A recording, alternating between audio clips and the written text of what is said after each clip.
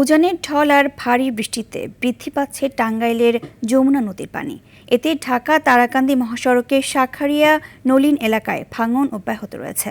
যে কোনো মুহূর্তে সড়কটি পুরোপুরি নদীগর্ভে চলে যেতে পারে।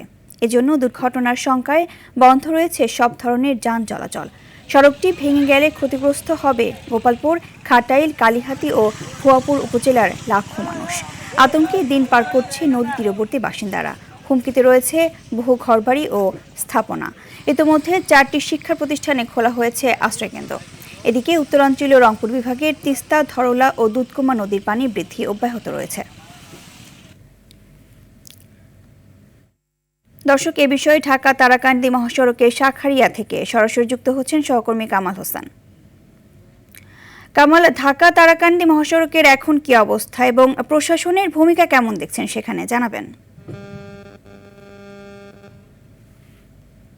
জি ইবাদ, ধন্যবাদ আপনাকে। গেল কয়েকদিনে টানা বর্ষণ এবং উজানের ঢলে যমুনা নদীর পানি ব্যাপক বৃদ্ধি পাচ্ছে। তো ইতিমধ্যেই এই পানি বৃদ্ধির ফলে ঢাকা তারাকান্দি সড়কের যে গোপালপুর উপজেলার শাঁখারীয়া এলাকা রয়েছে, এই শাঁখারীয়া এলাকায় বন্যা নিয়ন্ত্রণ যে বাঁধ রয়েছে প্রায় 100 মিটার এলাকা কিন্তু ভেঙে গেছে। শুধু এটি বন্যা নিয়ন্ত্রণ বাঁধ বলাই চলে না, এটি কিন্তু ঢাকা তারাকান্দি মহাসড়কও বলা হয়।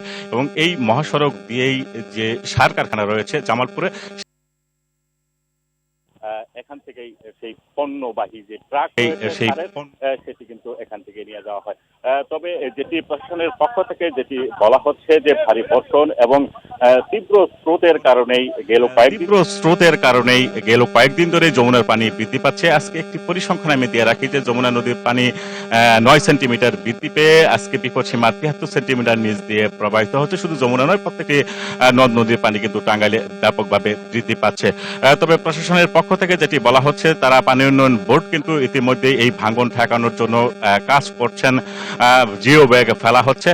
তবে গতকাল যে ভাঙন যে পর্যন্ত ছিল, আজকে কিন্তু তেমনটা বৃদ্ধি পায়নি, সেই অবস্থায় আছে। যেহেতু পানি উন্নয়ন বোর্ডের পক্ষ থেকে জিও ব্যাগ ফেলা হচ্ছে, ইতিমধ্যেই দফায় দফায় কিন্তু এই স্থানটি পরিদর্শন করেছেন টাঙ্গাইল 2 আসনের সংসদ সদস্য আব্দুল সালাম পিন্টু। তিনি এসেছেন এবং সেই ভাঙন ঠেকানোর জন্য তারা কিন্তু পানি উন্নয়ন বোর্ডকে তিনি নির্দেশ দিয়েছেন। এখানে একটি বিষয় জানিয়ে রাখি যে বাঁধটি রয়েছে বন্যা নিয়ন্ত্রণ বাঁধ, যে সড়ক ঢাকা তারাকান্দি সড়ক, এই সড়কটি ভেঙে গেলে যে পার্শ্ববর্তী ভুয়াপুর সহ 4-5টি উপজেলার কয়েক লাখ মানুষ কিন্তু পানিবন্দী হবে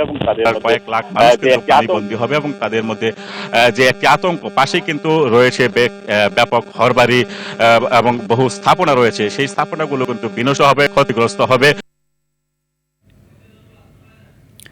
ধন্যবাদ আপনাকে।